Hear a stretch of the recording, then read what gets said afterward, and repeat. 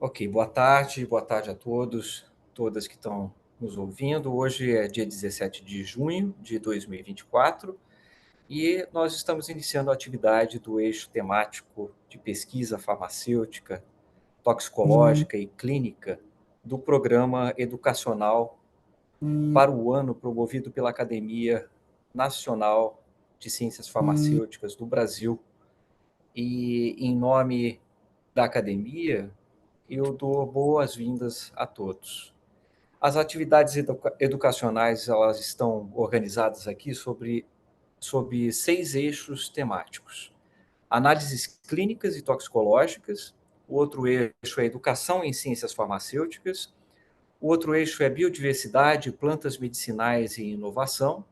Nós temos também o eixo de insumos farmacêuticos, o eixo também de pesquisa farmacêutica, toxicológica e clínica, e tecnologia farmacêutica e cosmética.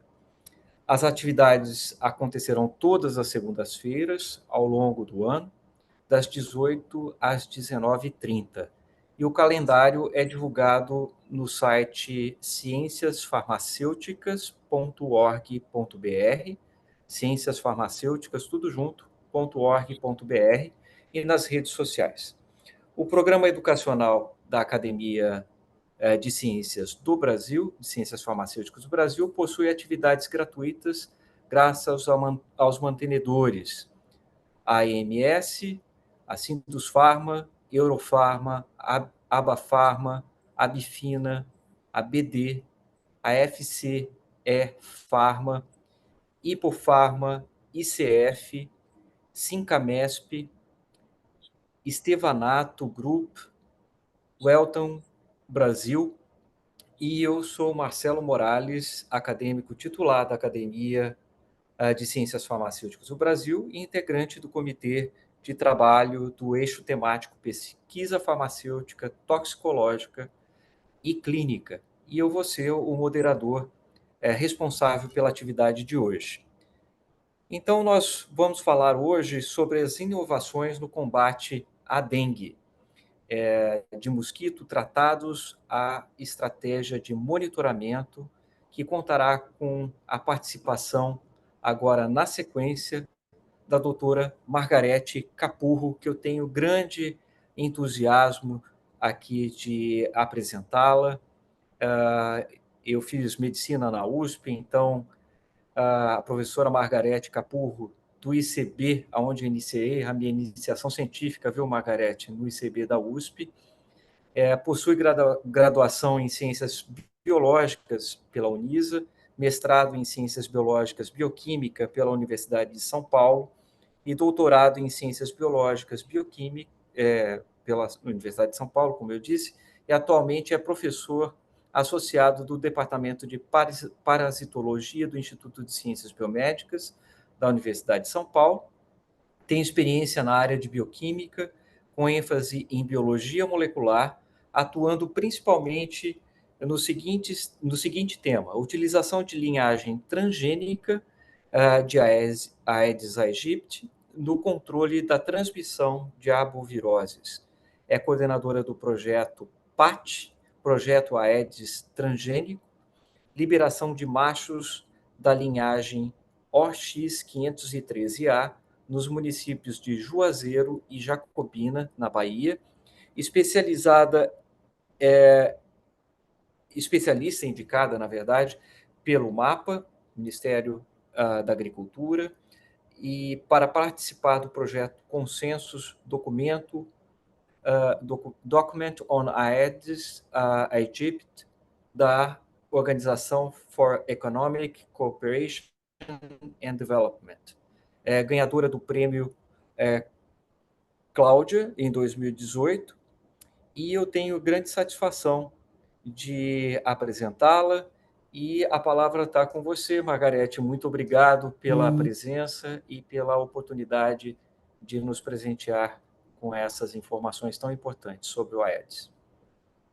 Não, eu gostaria muito de agradecer e só fazer uma observação que agora eu já estou aposentada do ICB, então eu não estou mais né, não estou mais atuando mais como cientista, né? Deixa eu ver aqui, que ficou duas, melhorou, né? Tá, eu já pus a minha apresentação online, tá tudo certo? Vocês estão vendo? Tudo certo, tudo Tá. certo. Estamos vendo. Então, assim, eu vou começar, né, com uma apresentação do qual é o problema do mosquito, né? Então, porque a gente acha que a gente tem aquela ideia que o mosquito, o criadouro de mosquito é o prato de planta, que também é, mas assim, eu vou dar uma visão um pouco melhor de qual é o criadouro real de mosquito e qual é o nosso grande problema, né? Então, essa é a recomendação não só do nosso ministério, a recomendação da Organização Mundial de Saúde sobre como uma casa pode evitar a proliferação de mosquito. Então, essa aqui seria a casa ideal, né? E aí a gente tem a nossa realidade. Então, aqui é o bairro que eu trabalhei, em Juazeiro. Então, essa é a realidade de Juazeiro. A gente pode ver que é um bairro bastante humilde, as ruas são relativamente limpas, não que não existam depósitos de pneu nesse bairro, até existe, mas nesse caso, nessa área, a gente está na parte do Cerrado, quer dizer, a parte do Nordeste seca, né? A parte seca ali, onde você tem pouquíssima chuva durante o ano.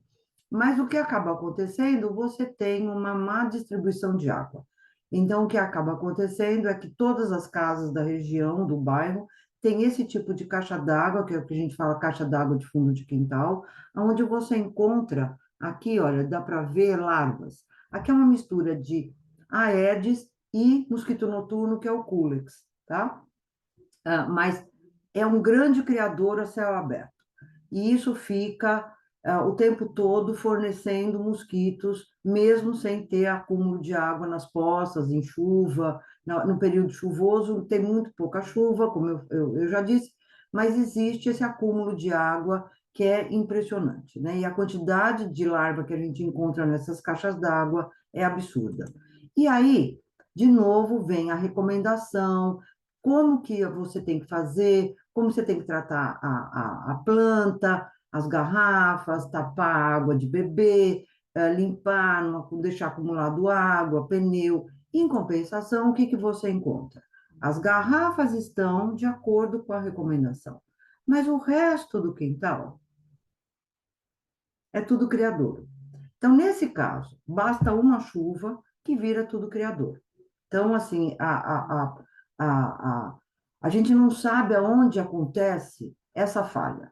Ou seja, existe a educação, não que eles não saibam, eles foram educados, eles têm acesso à informação, tem televisão, tem celular, tem sinal de celular, tem internet. Em compensação, a gente não sabe dizer aonde está a falha. Quer dizer, a falha é muito mais, o buraco é muito mais embaixo do que a educação está atingindo essa população.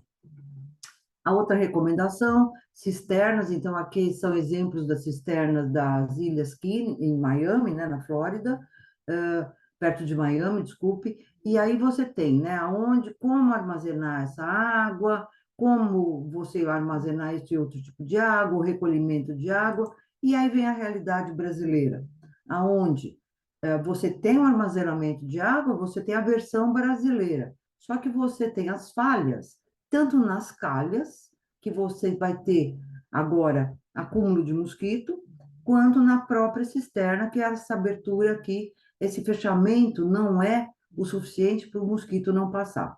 Então, aqui é um ambiente que é tipicamente brasileiro e que você vai encontrar e é um criadouro de mosquito, tá? A outra parte, que é a parte mais complicada do processo, são esse tipo de criadouro, que você sequer consegue que o agente vá fazer tratamento nessas áreas. Então, aqui, basicamente, não existe nenhum tipo de tratamento. E é muito difícil você falar como é que o agente vai lá e vai tirar esse pratinho, esse copinho. Quer dizer, é impossível. Então, aqui existem novas soluções que podem atingir essas áreas de uma forma melhorada, né? Um grande problema. Então, a gente fala que o mosquito viaja de avião? Não, ele viaja de navio. Então, o que que acaba acontecendo? O grande transporte de mosquito é através dos containers dos navios, onde você tem as ranhuras nos navios, o mosquito choveu, faz a pocinha, ele vai lá, coloca os seus ovos, esse container vai para dentro do navio, viaja e chega no outro país. Então, se a gente faz, por exemplo, um estudo de genética de população dos mosquitos de Santos, cada mosquito veio de um lugar. Você não consegue ter uma população uniforme, como é no caso de outras áreas. Então, por quê? Porque recebe mosquito, principalmente da Ásia, todos os dias. Então, é muito, muito complicado. E aqui não existe nenhum tipo de tratamento viável para esses containers. Não existe como limpar, como lavar, não existe. Então, aqui o que, que tem que ser feito é barreira. É a barreira para ele não entrar, né? E como é que. Então, outros tipos de criador. Então, aqui eu utilizei o município de São Paulo como exemplo, então a gente percebe. Então, a gente olhando aqui diversas áreas, aqui é mapeamento de casos de dengue, esse mapa é antigo, não é atual, tá? Mas é como é o exemplo de aonde é que está o mosquito. Então, se a gente olhar uma área, que é a área 29, que você vê que não tem casos de dengue, no caso é o bairro de Vila Mariana, perto do Parque do Ibirapuera, é um bairro bastante verticalizado, com proteção, tem tela nas janelas, então você tem menos casos de dengue, porque você vai refletir menos criadouros, tá? E aí você olha o bairro 13, que é o Itaim, sempre esqueço, Itaim Paulista, que é um bairro típico de casas mais humildes, onde você encontra terrenos baldios, lixo na rua, tem lixo nos terrenos, tem muitas áreas com criadouros clássicos, e aí você tem um alto número de casos da doença. E aí você encontra esse bairro 3 aqui, que é Campo Limpo. Então, você vê que é um bairro que não é totalmente verticalizado, você tem casas, mas casas de classe média alta. Aonde está o criador? Ninguém sabe, ninguém viu, ninguém encontra. Então, pode ser poste de luz, ralo, esgoto, porque o esgoto dessa área ele não é um esgoto sujo, ele é basicamente água limpa. A gente imagina ser um esgoto, mas é um esgoto basicamente de água limpa. Então, o mosquito consegue se proliferar nessa parte. E aonde também fica muito difícil o tratamento. Tá? E aonde está o mosquito? Como é que a gente localiza esse criador? É muito difícil, né? O agente tem uma dificuldade de entrar nessas casas, então até pode ter vaso de planta, o prato que não está sendo bem tratado, que não está sendo bem cuidado, mas essa área é uma área extremamente difícil de você conseguir tratar, né?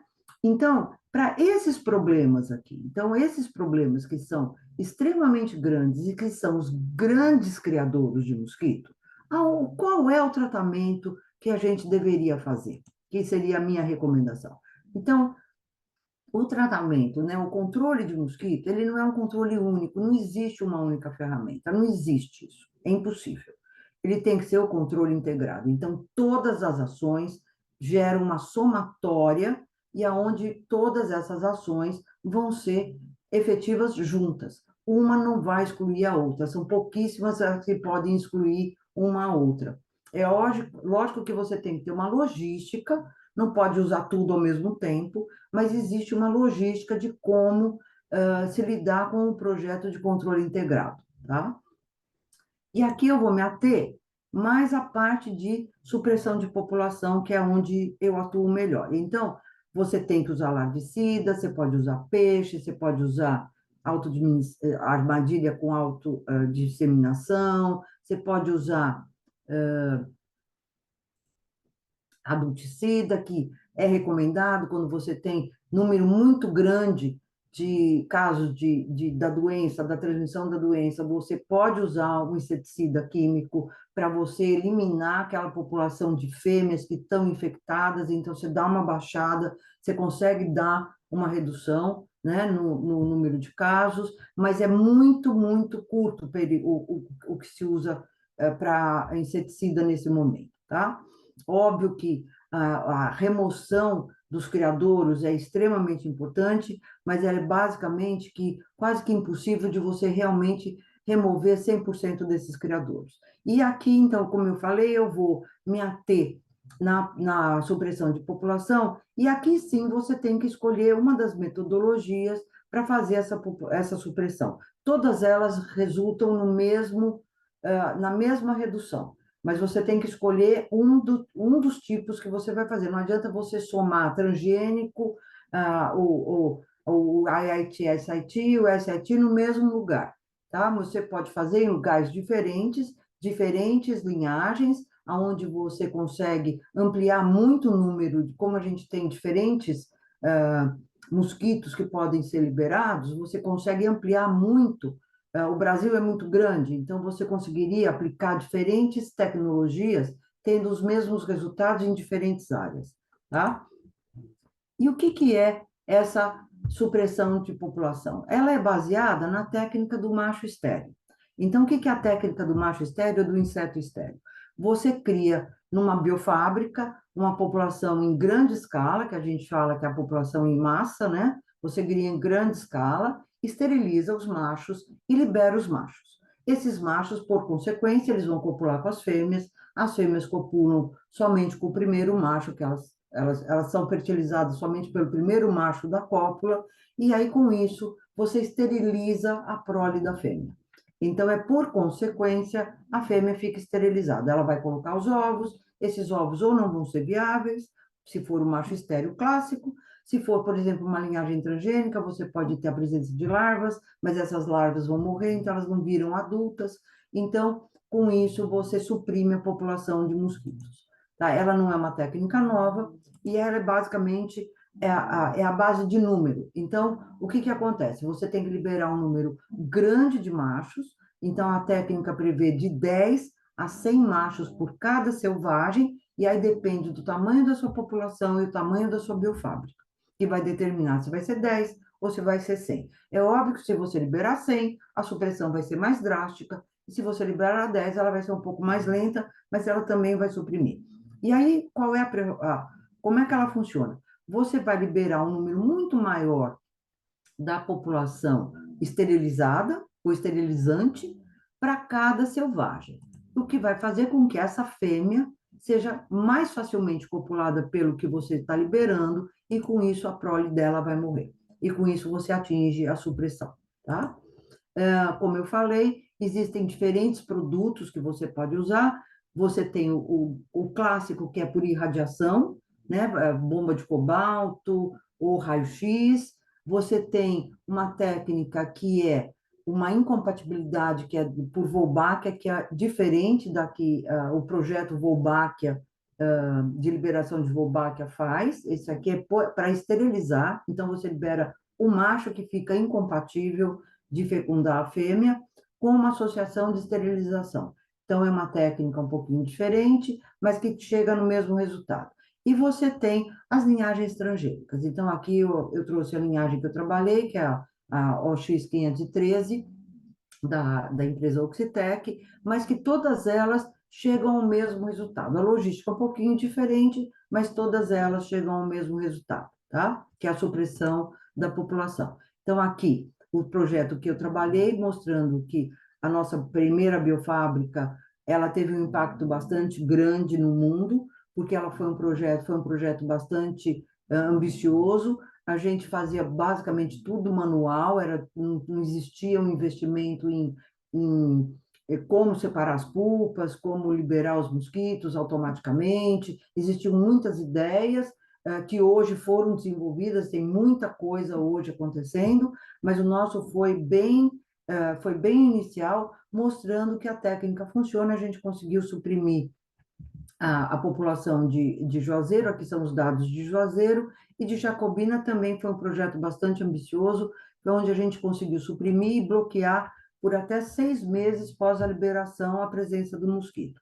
Então, após esse projeto, nós tivemos uma parceria com a Agência Internacional de Energia Atômica, aonde a Moscamed do Brasil, que era a fábrica que a gente montou, a biofábrica, que é na Bahia, né, no interior da Bahia, ela acabou gerando um interesse de vários países. São 44 países hoje envolvidos com montagem, com preparação de montagem de biofábrica para liberação. Cada país tem o seu limite, por exemplo, Bahamas, quando foi contactada, sequer tinha um biólogo que poderia identificar mosquito, então ela está numa fase bastante anterior, mas México libera,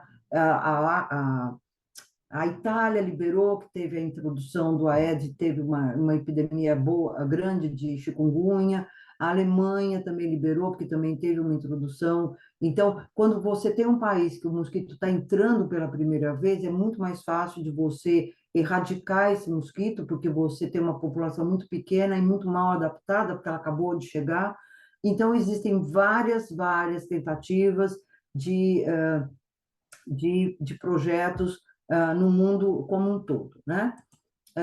Então, aqui, como a gente falou, esse aqui foi um piloto do Brasil, mostrando que teve, sim, aqui é um piloto de macho estéreo clássico, então, a primeiro foi linhagem transgênica, esse é um piloto do Brasil, que é na região de Recife, que está com, ele tem uma liberação muito menor do que a gente teria capacidade da biofábrica, porque é simplesmente falta de dinheiro, ponto. Não é problema de tecnologia, é que o projeto recebeu menos recurso para fazer esse piloto, mas existe esse projeto na região de Recife.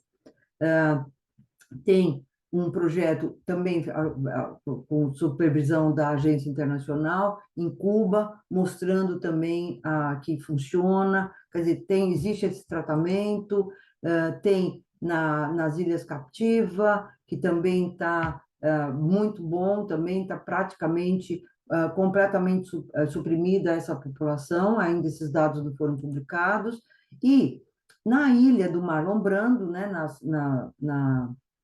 no Tahiti, como é uma ilha, e ele foi feito um tratamento, não é a Aedes aegypti, é a Aedes polinensis, mas foi feito um tratamento mais intensivo, e como eu falei, é uma ilha, facilita muito isso, foi completamente erradicado a Aedes polinensis dessa ilha. Né? Então, existe sim um tratamento, existe o bloqueio, existe o monitoramento, porque ele volta. Porque ele vem com os barcos, ele vai chegar lá, os trabalhadores ali usam muito barco, a população usa muito barco, então eles acabam retornando. Então, por isso que eu falo, tem que ser feito a barreira. Mesmo que você erradique, você tem que continuar fazendo o monitoramento e a barreira, tá? Existe uma empresa que não é tão nova, mas que tem uma tecnologia um pouquinho diferente, que usa associado RNAi e agentes químicos que promovem a esterilização do mosquito. Então, ela não é transgênica, o que facilita muito a regulamentação e a aceitação de vários países. Essa tecnologia não depende do irradiador, porque existem alguns países que têm uma dificuldade em comprar esses equipamentos, né? Então, o próprio Brasil, se você quiser trazer um irradiador que vem do Canadá, você tem que ter a autorização dos Estados Unidos para passar pelos Estados Unidos o transporte desse equipamento. Então, é uma coisa bastante complicada de você ter. Né? E aí, vou puxar a sardinha para o meu lado, a transgenia quebraria todas essas barreiras com pequenas bombas atômicas, que são os irradiadores, né? E que a logística seria mais fácil de você manter, né? Então, o que tem de inovação nessa área? Você tem as armadilhas, que são, para a gente, é importante, que para a gente usa para monitorar, né? Então, todo monitoramento da supressão ou do controle de mosquito é feito por armadilhas, então existem armadilhas com atraentes, que capturam mais, captura adulto, captura ovos, todas elas são informativas e são bem-vindas para todo esse tipo de projeto, né? Então, você tem diferentes tipos de desenvolvimento de armadilhas, você tem hoje a introdução da liberação por drone, aonde em algumas áreas é bastante viável, não para todas, mas para algumas áreas é bastante viável, e o que se mostrou com esses experimentos com drone, como a gente liberava na rua abrindo o pote, né, a liberação manual, quando você libera com drone, a liberação fica mais homogênea então a supressão é mais rapidamente atingida, então funciona melhor. Existia, por exemplo, na época, um pensamento que nós poderíamos usar para, por exemplo, Rio de Janeiro, São Paulo, cidades grandes, os próprios ônibus. Então, os ônibus que têm rota definida poderiam participar liberando naquela rota, libera via a rota de ônibus, né? Então, existem muitas ideias inovadoras de como liberar esses mosquitos, quais os equipamentos que podem ser utilizados, e que é óbvio que precisa de investimento para poder chegar nesses equipamentos, né? Então, aqui, como eu mostrei, aqui você tem o projeto que foi utilizado, o drone, que você promove uma redução bastante drástica e muito mais homogênea e muito mais rápida, né, do que a liberação manual, que é bastante interessante, né? E aí, eu vou falar um pouquinho de como é que são essas linhagens transgênicas, é bem rapidinho, né? Então, como eu falei, aonde que a gente atua? Tanto na supressão quanto na introdução gênica, né? Então, quando você tem uma população natural, você entra com uma supressão. Essa supressão, ela não é sustentável. Por quê? Porque ela é um tratamento. Você tem que usar ela como você usaria um inseticida. Você tem que liberar o tempo todo para sempre ter mosquito em alta, né? O estéreo em alta, para a hora que você tem fêmea, ele copula e a supressão acontece, tá? Mas sempre acaba tendo uma população residual. Então, o que que é essa população residual? Aqui a gente entraria com a introdução gênica, que é um mosquito modificado, aonde ele vai bloquear a transmissão da doença. Então, aqui a gente fala em matar mosquito, e aqui a gente fala em matar vírus, um pouco diferente, tá? E aqui você tem uma coisa mais polêmica, porque você vai introduzir um gene novo numa população natural. Então, você vai fazer a modificação através de um mecanismo de introdução gênica, tá? Não existe nenhum projeto no mundo que tenha esse tipo de introdução. Hoje existe uma discussão bastante intensa de como vai ser a regulamentação desses projetos.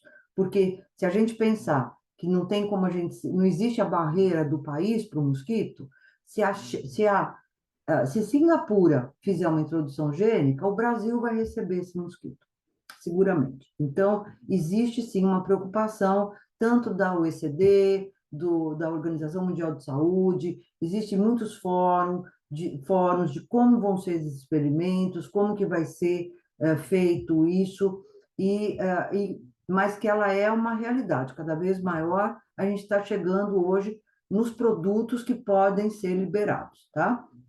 Então, o produto que eu vou trazer para você, então, a supressão, só para recordar, libera um grande número de mosquitos e que vai matar todos os mosquitos. Então, como é que a gente faz? Sem um antídoto, você não tem ovos viáveis, com o antídoto, você tem ovos viáveis. É assim que a gente faz a criação na biofábrica, tá? E aí, por exemplo, a minha linhagem que eu desenvolvi no meu laboratório, que ela está em fase final, né? A gente terminou a fase 1, eu me aposentei, esses mosquitos foram exportados para a Flórida, para o meu colaborador que era da Flórida, e eles estão terminando de fazer os testes dessa linhagem. Então, existem diferentes linhagens, tem transgênico, tem magistério, tem diferentes linhagens transgênicas, tem de empresa e tem de universidade, tá? Então, existem produtos a serem escolhidos para poder fazer a aplicação, né?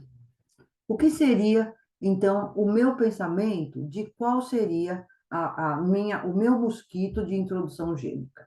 Então, aqui, o que que a gente fez? A gente vai tentar enganar o vírus, né? Então, qual é a nossa ideia? Você tem uma população de mosquito, que é a população natural, você vai introduzir o seu mosquito transgênico, tá? Esse mosquito esse mosquito vai ser modificado, toda a população natural agora vai ser transgênica, tá? E aí, a partir do momento que você tem o vírus, esses mosquitos que estão com o vírus vão morrer. Então, a gente fala que é um modelo suicida, porque ficou infectado, morre, tá? Então, o mosquito vai produzir uma proteína que na hora que o vírus entra em contato, vai matar o mosquito. Essa é a ideia do projeto que eu desenvolvi na minha linha de pesquisa. Então, como é que a gente faz isso? A gente usa a replicação do vírus, nesse caso, o modelo é dengue, mas a gente já tem a sequência tanto para os 4 sorotipos dengue, para zika, para chikungunya e para a febre do Nilo. E é onde você consegue fazer o mesmo mosquito atuar em todas essas doenças. Você não precisa ficar introduzindo diferentes mosquitos. O mesmo mosquito conseguiria atuar em todas essas doenças ao mesmo tempo. Então, aqui, o que a gente tem? A gente tem uma interação aonde a proteína do próprio vírus da dengue, ela libera uma protease, essa protease que é usada para fazer a formação final da cápsula viral. Então, ela processa a proteína do capsídio. Então, a gente usou essa sequência no nosso gene, tá? Que vai ter na nossa proteína de fusão. Isso acontece tudo no retículo endoplasmático, então a gente tem uma, uma proteína que vai localizar a nossa quimera no retículo endoplasmático, e aí a gente tem uma proteína letal, que é a parte tóxica, ou seja, não é tóxica para você, ela é um ativador de apoptose de célula de mosquito. Então, o que ela vai fazer? Vai fazer com que a célula morra por apoptose. Então, é uma indução de apoptose via o vírus, tá? É complicadinho esse jeito. Para a gente chegar nessa construção, no nosso laboratório levou 4 anos, eu estou falando em 2 minutos. Então, ela é complicada, tá? Mas é basicamente isso, é uma proteína que engana o vírus. E aí, qual é o modelo? Todo mundo vai ter a proteína, todas as células do mosquito vão ter essa proteína. Quando o vírus entrar em contato com essas células, ele libera a protease, que é a protease do vírus. Esse vírus vai reconhecer isso aqui como sendo dele, vai liberar, e aí você pode ter ou o vírus, as células virais vão morrer, então não vai ter replicação viral, ou se forem muitas células virais, muitas células com o vírus, vai provocar a morte do mosquito, tá? Então, a gente fez a prova de conceito para esse modelo, conseguimos 30% de mortalidade, que para a gente foi bastante, e aí eu me aposentei. Publiquei, aposentei, então agora está na fase 2, aonde a gente agora trocou a parte da apoptose, a gente inseriu uma molécula que vai diretamente nas células nervosas, então altamente tóxica para o mosquito, tá? Então, a gente tem agora uma alta mortalidade chegando no modelo onde o modelo suicida vai funcionar. Aí a nossa ideia é que a gente possa acabar de construir essas linhagens para todos os flavivírus e os alfavírus. E aí você tem uma linhagem que pode fazer a introdução gênica. Não existe um mecanismo de introdução gênica, então isso ainda é fase de discussão, de regulamentação, protótipo de laboratório, mas que é uma realidade. Para modelos de malária, hoje você já tem as linhagens prontas a serem liberadas, só que não existe a regulamentação. Então, nem o teste piloto a gente tem condições ainda de fazer, tá? E eu acho que é isso. Aqui é a turma que faz as linhagens transgênicas, né, que é o meu laboratório. Aqui o pessoal da mosca médica que trabalhou na biofábrica, que trabalhou intensamente na liberação. E aqui eu tenho todos os meus financiamentos. E é isso. Pronta para perguntas. Bom, professora Margarete, muito obrigado pela sua apresentação, excepcional. Eu acho que a ciência brasileira tem toda a capacidade de resolver os seus problemas. Nós vimos isso durante a crise do Zika. Uhum. Nós não tínhamos muitos especialistas em Zika, mas tínhamos pesquisadores que trabalharam com Zika e resolveram os problemas. Agora, com a questão da dengue, da Covid, nós também tivemos pesquisadores também trabalhando conjuntamente para resolver o problema da Covid. E agora nós temos um problema que está afetando o Brasil inteiro, que é a dengue. Está matando gente, muita gente infectada, como nunca. É uma Uhum, realidade de mudanças climáticas que veio para ficar e nós temos que pensar na estratégia de enfrentamento dessas mudanças climáticas e as suas consequências. E as arboviroses é uma que está nos mostrando aqui, entre outros, como nós vimos no Rio Grande do Sul, que também será afetado pelas mudanças, também com os mosquitos. uhum, E como a gente discutiu no Congresso Nacional, né, Margarete, o Brasil precisa de ter várias estratégias, né? uhum, Então, a ideia de trazer essa discussão para a Academia Nacional de Farmácia, de Ciências Farmacêuticas do Brasil, é mostrar que nós temos a capacidade, nós temos, como você mostrou, o mosquito transgênicos, a gente tem um mosquito que pode ser é, irradiado e fica estéril. Nós temos um mosquito também contaminado com a bactéria Wolbachia, que também esteriliza a sua prole. Nós temos a capacidade de fazer e usar armadilhas, também, como você falou, larvicidas, e outras estratégias. E não é uma única estratégia, são várias estratégias, mas nós temos que tomar essa decisão. Então, essa pergunta que eu te faço inicialmente Eu é como preciso. o Brasil pode fazer essa organização dessa estratégia para que a gente possa enfrentar, não só com a vacina, é mais um instrumento, mas enfrentar essa epidemia que pode vir com mais força no próximo ano e nos próximos anos. Como você vê a estratégia brasileira para enfrentamento desses mosquitos, seja ele transgênico ou irradiados, ou então com a utilização da Wolbachia?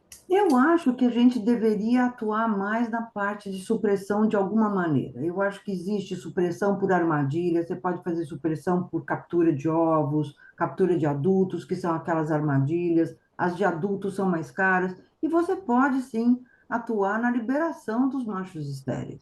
Né? Eu acho que o Brasil atua muito pouco, eu acho que a gente deu um chute inicial. Você veja, não existia liberação de mosquitos.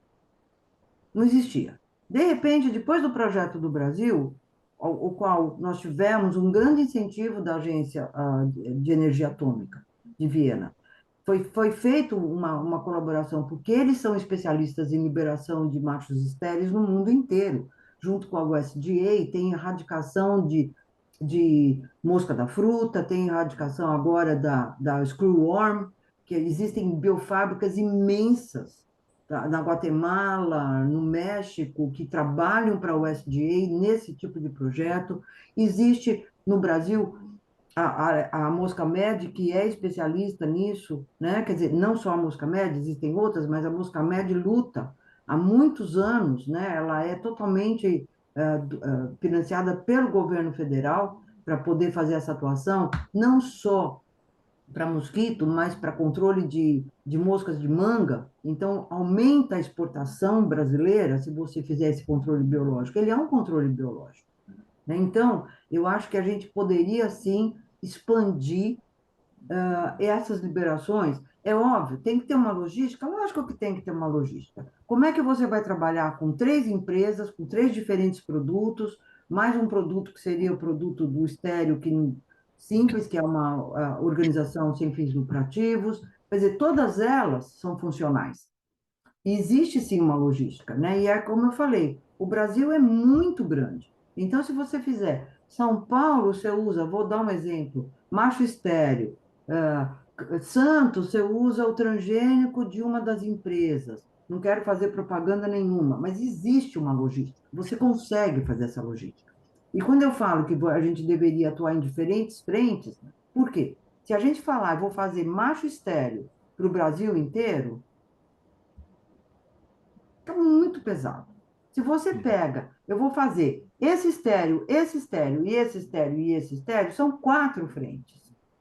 Então, você junta a força, né? Todos, você não vai fazer na cidade de São Paulo escolher macho estérico, transgênico, RNAi, RNA de interferência, e não sei, não dá, não cabe. Mas você conseguiria fazer uma logística por locais e usar todas essas tecnologias. Né? Dá trabalho? Óbvio que dá trabalho. Uma vai ser melhor que a outra? Não, todas elas vão suprimir mosquito.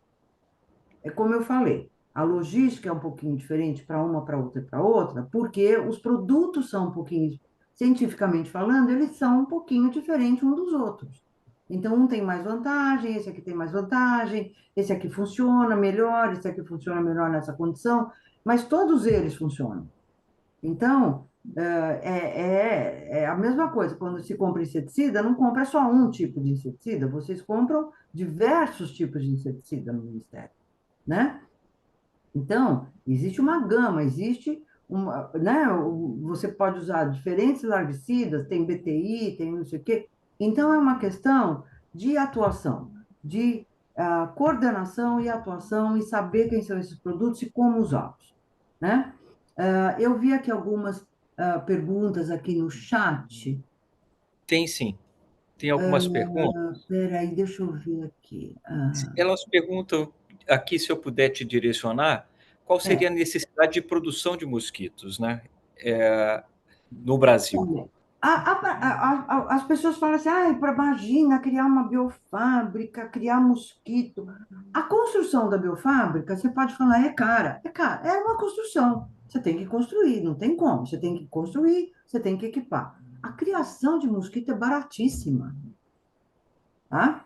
Não é uma coisa que é absurdamente cara, né? Eu não posso falar para você quanto que foi o meu projeto, porque eu já tinha parte da biofábrica montada dentro da Mosca Med. Eu não tive que comprar terreno, eu não tive que alocar terreno, a gente já tinha chão, a gente já tinha parede. O que que a gente fez? Pôs o telhado num dos galpões e equipou a biofábrica. Então, o preço do meu projeto não é a realidade, tá? Mas, por exemplo, você tem toda uma parte lá daquela biofábrica que está vazia. Quer dizer, existe a estrutura. O que falta é talvez essa coisa assim, né? Eu vou ser politicamente errada. Eu não gosto de você, então eu não vou te financiar. Então, olha o tamanho do Brasil e aí vira uma briga pessoal, né? Então, é muito complicado isso. Eu acho extremamente complicado esse tipo de coisa. Então, eu acho que o governo deveria, sim, pensar um pouco melhor em como proteger a população, né? Eu acho que a gente está precisando disso, né?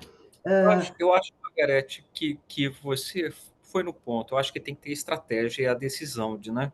É. Eu acho que o governo, depois daquela audiência pública no Senado, que você participou, no mês seguinte foi anunciado uma fábrica na Fiocruz de produção de mosquitos com a Wolbachia. Em abril foi feito, a gente fez a audiência em março, em abril foi anunciado e que ela deve estar pronta em 2025. E a projeção é de a produção de 2 milhões de mosquitos por semana. Uhum. E a dimensão disso para você, 2 milhões de mosquitos por semana, atende o quê? Atende uma pequena população, porque o deles é a introdução gênica, né? Não deixa de ser uma introdução. E a Certo. introdução é muito lenta, porque o que acaba acontecendo, quando você tem um mosquito modificado, ele tem uma perda de fitness. Uhum. Então, a introdução, para você deixar o mosquito com Wolbachia, é como se você fizesse um teste de resistência a inseticida. Quando você usa inseticida, só o cara que é resistente sobrevive. Mas se você pegar o fitness do resistente com o selvagem, que é totalmente suscetível, esse aqui domina. Só que com a pressão do inseticida, esse aqui morre. Então só sobrevive o outro. Mas ele tem uma perda de fitness, tá? Entendi. Quando você tem tanto o transgênico quanto o macho estéreo, e por isso que a gente tem que lidar com o número, porque você tem que suprir a pequena perda de fitness que eles acabam tendo. Então, é quando eu falo que quando você faz a introdução da Wolbachia, mesmo o projeto da Wolbachia, que você faz a introdução, você teria que suprimir primeiro a população. Entendi. É muito mais fácil você introduzir numa população menor. Então, tanto a supressão quanto a introdução da Wolbachia deveriam estar trabalhando juntas. E assim é a minha visão. Perfeito. Aí o tá? Humberto pergunta para você também se gama pode ser usada para esterilização dos mosquitos e por que Pode, não se usa a capacidade excedente dos irradiadores existente no Brasil. porque não tem financiamento para projetos de mosquito. Entendi. Você E aí tem ele pergunta, uma quantidade enorme de irradiadores no Brasil. Só que, e aí? Lá na USP, a gente tem um irradiador enorme, enorme, que presta um monte de serviço. Eu fui visitar esses irradiadores. E eles têm uma capacidade enorme de irradiar as culpas. Seria fantástico. Mas quem financia isso? A PESP não financia isso. eu Tem acho que a muito técnica, menos. né, Isso uma, aí é o que a gente fala, saiu da bancada, né? São aqueles Então, projetos, né? São aqueles projetos que saem da bancada. Você tem que ter um financiamento específico, é piloto. Ele não é mais. A gente não tem, eu falo, quantos estudantes você coloca para contar pulpa? Não existe isso, né? Ele é um projeto de biofábrica. Os trabalhadores de biofábrica são os operários da biofábrica. Ele não é um projeto, ele pode até ser um projeto de pesquisa, mas a produção, ela não pode mais ser feita por iniciação científica. não, eu acho que eu concordo com você que é uma decisão do Estado brasileiro de produzir Ele os está naquele mosquitos. penhasco, entendeu? Isso. É o penhasco de, olha, eu criei aqui, ó, eu tenho um remédio no meu laboratório que tem que ir para a indústria farmacêutica, mas alguém tem que fazer o teste de pesquisa clínica. O Vale Quem da financia a Morte. pesquisa clínica?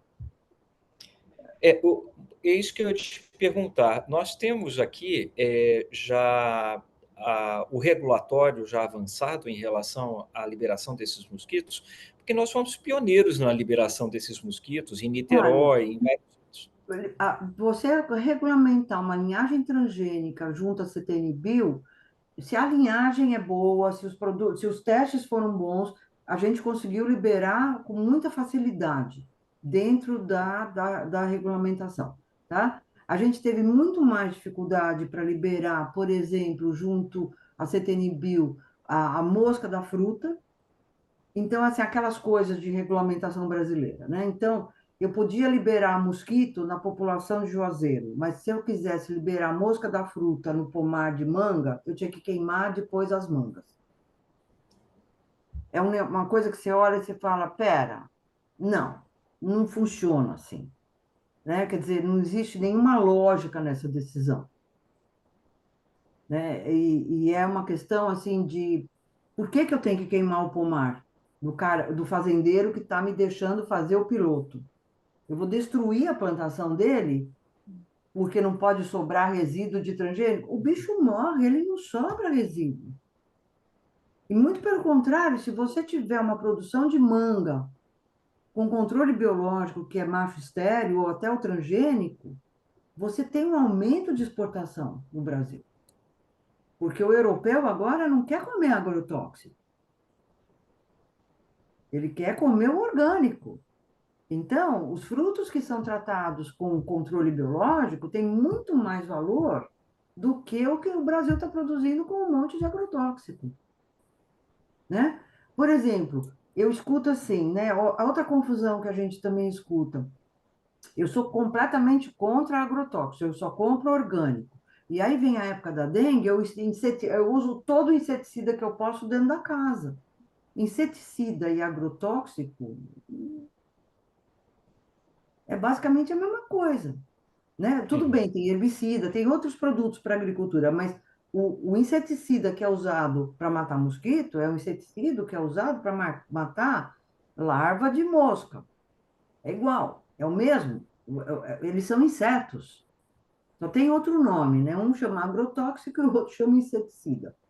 Mas Mas, Margarete, existe já estratégias usando mosquitos que podem ser utilizadas no Brasil pelo governo brasileiro, correto? sim, sim. Tanto o transgênico também pode ser usado. Ele foi regulamentado, ele foi totalmente. A biofábrica foi regulamentada, o projeto foi regulamentado, foi todo avaliado pela CTNBio, a CTNBio acompanhou de perto, a gente teve avaliação interna, a gente teve avaliação externa, vinham estrangeiros no Brasil para ver como é que estava sendo feito o projeto, e é o que eu falei, ele deu um start para 44 países. E aí o Brasil parou, voltou para trás. Entendeu? Então, Eu acho a que gente tem que apoiar múltiplas estratégias, né? perfeito, é isso que eu ia concluir.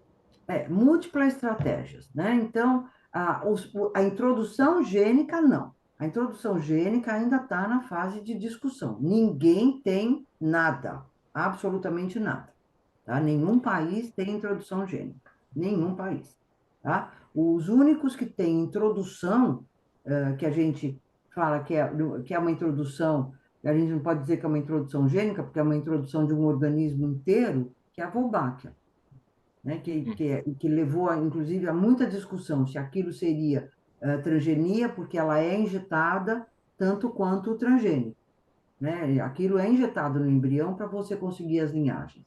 Então, não existe uma integração de genoma, mas existe a integração de uma bactéria inteira, né? Dentro daquele mosquito. Então, é um processo de introdução gênica. No meu ponto de vista, ele pode ter até outro nome, mas ele é um processo de introdução gênica, mas que é De um, considerado só um controle biológico. eu acho que a gente tem a possibilidade, eu acho que é uma decisão política de se usar as outras estratégias. Eu acho que não é uma questão mais de se temos ou não, é uma necessidade de usar outras estratégias, inclusive a vacina. E eu digo isso, Margarete, porque também as várias estratégias, elas também deixam de proliferar aí dengue, zika, chikungunya, várias doenças ao mesmo tempo, né? Então, Uhum, eu acho que uhum. é uma boa estratégia para o país a gente ter esse controle, né? Você controlando o mosquito, você controla a transmissão de todas elas, né? Isso. É. Bom, eu queria te agradecer muito pela possibilidade de a gente trazer essas possibilidades que o Brasil tem. Uhum, Nós temos uhum, competência nacional. Como você disse, a construção, a estratégia não é cara, ela é barata, mas a gente vai precisar de, sim, de várias fábricas pelo país para uhum, produzir e uhum, liberar esses mosquitos, pelo que eu entendi dessa nossa conversa. A primeira fábrica foi anunciada que para 2025 ela vai estar pronta. Uma fábrica, eu acho que isso não resolve, não uhum. faz parte de uma estratégia para que tenha o controle com o mosquito. Eu acho que teria que ter em vários lugares do país, pela conversa que a gente teve aqui. E, e eu creio que a ciência e tecnologia ela pode trazer as soluções como você trouxe aqui. Eu agradeço imensamente. Por favor. Por exemplo, eu vou dar só um exemplo. Uma das coisas que nós pensamos, né? Você criar as biofábricas. Quando você fala em transgênico, se você tiver um transgênico estéril, por exemplo, que só produza macho, você pode simplesmente ter as grandes biofábricas e distribuir os ovos pelo correio. E pequenas prefeituras podem ter uma salinha, pôr o mosquito para criar e liberar. É uma questão de. Então, veja bem, quando eu falo, né, a logística, você pode sim. Lógico, se você depende de radiador, não sei o que, a logística é um pouco diferente. Mas quando a gente fala de transgênico, de novo, puxando a sardinha para a minha área, você tem uma logística muito mais razoável que você pode fazer uma distribuição no Brasil afora e uma pequena sala pode ser, sabe, como um agente de saúde, uma pequena sala pode fazer a preparação desse mosquito para ser liberado. Então, existem muitos pensamentos, né? Muitos É, a pensamentos de gente, como isso pode funcionar. a gente tem que adaptar a logística que a gente tem no Brasil e as Uhum, uhum, possibilidades, né? Eu concordo isso. plenamente com você. Bom, queria te agradecer mais uma vez. Eu sei que você está em um fuso horário diferente, né? Uhum, Aí são 11 alguma coisa, quase isso. meia-noite. Eu queria te agradecer pela possibilidade de nos presentear com essa apresentação e nos fazer pensar. Acho que o nosso grande entusiasmo é pensar dos problemas e tentar solucioná-los. Margarete, muito obrigado pela Muito presença e pela obrigada pelo possibilidade. convite e acho que eu fico feliz de poder mostrar as minhas ideias, né? Muito obrigado. Obrigada.